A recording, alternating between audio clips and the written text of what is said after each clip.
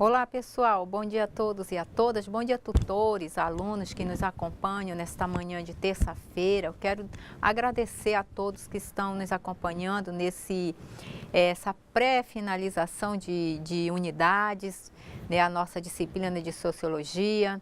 Eu quero agradecer também a nossa professora Domingas que nos está fazendo essa companhia hoje. Bom dia, professora Domingas. Bom dia, Rosânia, bom dia a você aí no Polo, caro aluno, nobre colega tutor. Bom dia a você e vamos aqui nas correções, né? Então vamos às correções. Espero que vocês estejam aí atentos, acompanhando, envie suas dúvidas, entre no chat conosco para fazer essa interação, para que a gente possa ter a participação de vocês. Eu peço aos tutores que estão nos acompanhando neste momento, envie também suas contribuições para que nós possamos hoje fazer uma interação que consolide todos os nossos conhecimentos. E vamos lá, a primeira questão. Então, aqui nós temos, na atividade de sala, nós temos a seguinte pergunta. A partir de sua experiência como funcionário de uma escola, somando-se ao que você aprendeu nesta unidade, como você enxerga o papel da escola? Então, aqui nós temos como contribuição a seguinte resposta, que a escola, ela é responsável pela promoção do desenvolvimento do cidadão, no sentido pleno da palavra. Então, este é um dos papéis da escola, desenvolver no aluno conhecimento, capacitá-lo a ter competências e habilidades para que ele possa desenvolver seus conhecimentos, suas aptidões e para que ele possa também ter uma formação. E a escola, no sentido, como diz aqui, no sentido pleno da palavra, né, ela visa a promoção do desenvolvimento do cidadão, é construir uma nova personalidade no indivíduo. E aqui ainda diz mais, cabe a ela, ou seja, cabe à escola, definir qual o tipo de cidadão que deseja formar. Eu, enquanto escola, que cidadão eu quero formar? Que personalidade eu quero construir neste cidadão? Qual é a preparação cognitiva que eu tenho que construir no cidadão? Eu, enquanto professora, qual é a competência e habilidade que eu quero desenvolver no meu aluno?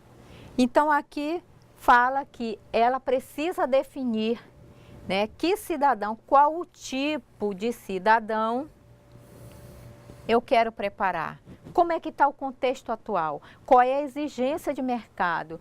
Qual é a exigência trabalhista? Qual é o profissional que as empresas estão precisando? Então, a escola precisa repensar nessa construção. De acordo, aí diz assim, ó, de acordo com sua visão de sociedade, como eu acabei agora de falar. A escola precisa ter essa visão social para que ela desenvolva, né, um indivíduo no sentido pleno da palavra, com seus conhecimentos, competências e habilidade. Cabe-lhe também, mais outro papel da escola, a incumbência, olha só, de definir as mudanças que julga necessário fazer nessa sociedade através das mãos do cidadão que irá formar. Então, a escola precisa ter essa linha de raciocínio, esta compreensão. E quando eu falo em escola, eu estou envolvendo gestores, professores, toda a equipe diretiva da escola, toda a comunidade escolar, elas estão inseridas nesse processo de construção cognitiva do aluno, para que este aluno possa ter esse desenvolvimento educacional que venha consolidar os anseios também desse aluno para o mercado de trabalho, para a sua formação, e que ele possa também participar de um processo seletivo no vestibular e conseguir a entrada até essa faculdade. Professora, a senhora tem alguma contribuição? Tem sim, tem a nossa colega Keila, lá de Cujubim. Bom dia, Keila. Ela que encaminhou a resposta do Decionílio, que diz o seguinte, referente à primeira questão. O papel da escola é de formar cidadãos com bom senso crítico, dispostos a criar uma sociedade mais justa. Então, aqui a resposta da Keila. Aí depois nós temos uma resposta da segunda questão. Certo. A senhora quer fazer algum comentário, professora? Bom, a gente sabe que o papel da escola, ela é extremamente importante, porque a escola, ela se configura um espaço de mobilidade e estratificação social. Ou seja, através desse espaço escolar e de tudo que ele proporciona, o aluno tem a oportunidade de ter acesso a outros níveis. Então, a gente observa que é importante. E o mais importante ainda é saber que você, que faz o curso aí do pró-funcionário, está se preparando para melhor ajudar a construir esse processo. Muito bem, então bom dia a todos que nos enviaram, formular essa resposta. E a gente observa, professora Domingas, quanto é importante uma escola trabalhar em harmonia, ajustada com os seus professores e capacitando também, dando essas oportunidades para que os professores se capacitem e possam desenvolver cada vez melhor nos seus alunos o conhecimento. Vamos para a segunda questão. É uma resposta pessoal, mas nós trouxemos aqui algumas contribuições. Na sua opinião, a escola só cumpre o papel ideológico de manter as coisas como estão, ou você acredita que ela pode contribuir para a formação de consciências libertadoras que fortaleçam a luta pela transformação?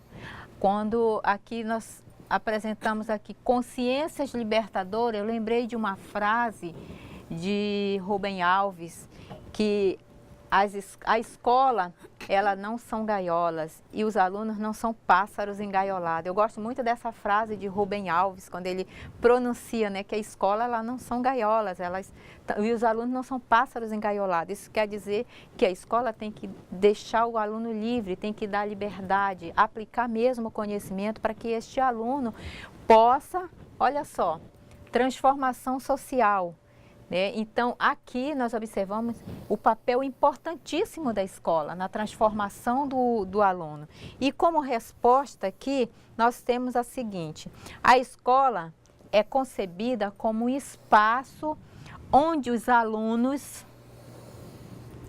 possam exercer seu papel na construção da democracia.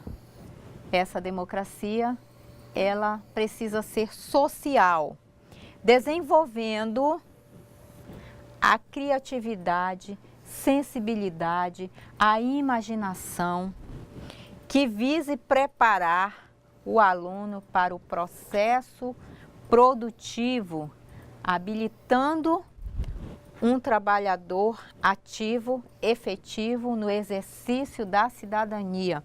Vocês podem dar continuidade a essa leitura no texto de Libânio, 2003. Então, para Libânio, ele vê que a escola, ela é concebida como um espaço onde os alunos possam exercer seu papel na construção da democracia. A escola, se ela não for democrática, ela não vai abrir esse espaço, como o Libânio fala, para que os alunos possam exercer seu papel de construção.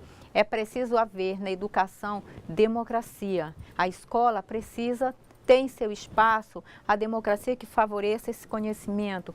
Precisa capacitar seus professores, precisa desenvolver ações pedagógicas, ampliar o seu currículo para que esse aluno, quando sair da escola, ele possa, de fato, como o Libânio diz aqui, desenvolver a criatividade, a sensibilidade e a imaginação aqui. Hoje o mercado de trabalho está muito exigente. Hoje ele não está querendo funcionários bons. Eles querem funcionários ótimos, que tenham competência, que tenham habilidades para desenvolver seu papel dentro de uma empresa. Então, hoje, Libânio, ele vê a escola desta forma. Professora, alguma contribuição? Sim, sim. Temos aqui uma resposta da Gilvande, ela que diz o seguinte: a escola é um ambiente libertador. sabendo que devemos ser como educadores conscientes e transformadores de cidadãos, mais, só um pouquinho, mais conscientes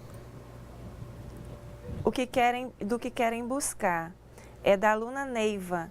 A contribuição vem lá de Extrema. Então, realmente, em relação a isso, essa questão de ser o cidadão, de ser consciente, de saber tomar decisão, isso é importante nesse processo educacional. Porque quando você tem consciência e responsabilidade, as suas decisões, de certa forma, elas passam a contribuir de uma forma mais privilegiada. Então, aqui, como a gente observa ainda na fala de Libânio, né, habilitando aqui, ó, habilitando um trabalhador ativo e efetivo no exercício da cidadania. Construção. O papel da escola precisa estar com olhar, né, além do seu aluno que está ali. Ela precisa repensar nas suas práticas. Que indivíduo eu quero formar para inserir no mercado de trabalho? Qual é o perfil deste aluno para que eu venha desenvolver esse processo aqui, né, produtivo, e habilitando este aluno a um trabalhador ativo e efetivo. Vamos lá para o próximo. Aqui na terceira questão, a pergunta é a seguinte: discuta com seus colegas a seguinte questão. Vamos lá de novo falando da escola. A escola necessariamente reproduz as relações sociais dominantes ou ela pode ser um espaço de modificação dessas relações? Eu não acredito que a escola esteja reproduzindo relações sociais dominantes. Eu acredito que a escola é o espaço de modificações das relações. Como agora nós abordamos, a escola ela não pode ser uma gaiola. Então, a escola ela precisa estar dentro desse contexto aqui. Um espaço de modificação de classes, né, espaço de modificação dessas relações. E aqui como resposta, nós temos a seguinte: a função educativa da escola, ela ultrapassa a função reprodutora do processo de socialização. A escola não pode ser, como Paulo Freire dizia, né? É um depósito bancário, não pode ser uma educação bancária. Ela precisa ir muito mais além do que só depositar uma educação e o aluno não se desenvolver. Já que se apoia no conhecimento público, ciência, filosofia, cultura, arte, entre outros, para provocar o desenvolvimento do conhecimento particular de cada um de seus alunos. Professora, alguma contribuição? Sim, nós temos aqui a participação da Keila, o desse Unílio, novamente nos enviando uma resposta que diz a seguinte: pode e deve ser uma porta para essa formação crítica e consciente do cidadão. Muito bem. Bom dia a você que nos mandou, né, o Polo que nos mandou. Nós agradecemos a sua participação e continue nos enviando mais participações. Professora, a senhora quer fazer algum comentário, professora? Então, em relação à formação, né, essa formação, ela, durante todo o processo, conforme o próprio nome já sugere, ela deve ser algo repleto de buscas. Quando eu me proponho a me formar e quando a escola exerce esse papel de formar o cidadão, junto vem agregados vários valores. O tipo de pessoa que eu quero formar, o tipo de formação que eu pretendo trabalhar. Então, tudo isso se organiza nesse conjunto. E quando você aí, por exemplo, está buscando essa formação, de fato, o objetivo dela é exatamente esse: fazer com que você tenha uma nova visão desse todo chamado escola e que possa também se posicionar enquanto servidor, atuante e participante aí no seu ambiente de trabalho. E a gente observa, professora, que as escolas, elas têm elas têm profissionais competentes, né? E a escola também, atualmente, com as modificações de currículo, a escola hoje ela tem também as disciplinas que ela pode estar trabalhando a interdisciplinaridade, ela pode estar inserindo a arte, a cultura, a música como processo de desenvolvimento desse aluno, né? É preciso que a escola favoreça também esse espaço. E essa questão do currículo ela é um tema muito debatido, mesmo porque a gente sabe que ao currículo várias situações estão ligadas, né? A questão da cultura, a questão dos valores, a questão da interdisciplinaridade. E o currículo é o caminho a percorrer, né? O currículo quer dizer isso. É a sua trajetória, é o que consta ali nesse âmbito todo. Então, o currículo, ele por ter essa importância, ele faz essa síntese de tudo aí que nós estamos vindo, as questões sociais, o que ele pretende e assim por diante. Vamos lá para o próximo. Não, então a quarta questão ela diz o seguinte: descreva seu entendimento sobre intelectuais orgânicos. Vamos verificar essa descrição aqui sobre intelectuais orgânicos. Intelectuais orgânicos são aqueles que se dedicam a defender ou criar a ideologia de um grupo específico. Por exemplo, a burguesia tem seus intelectuais orgânicos, por exemplo, os economistas, são os intelectuais orgânicos da burguesia. O proletariado, ele tem como intelectuais orgânicos a classe trabalhadora.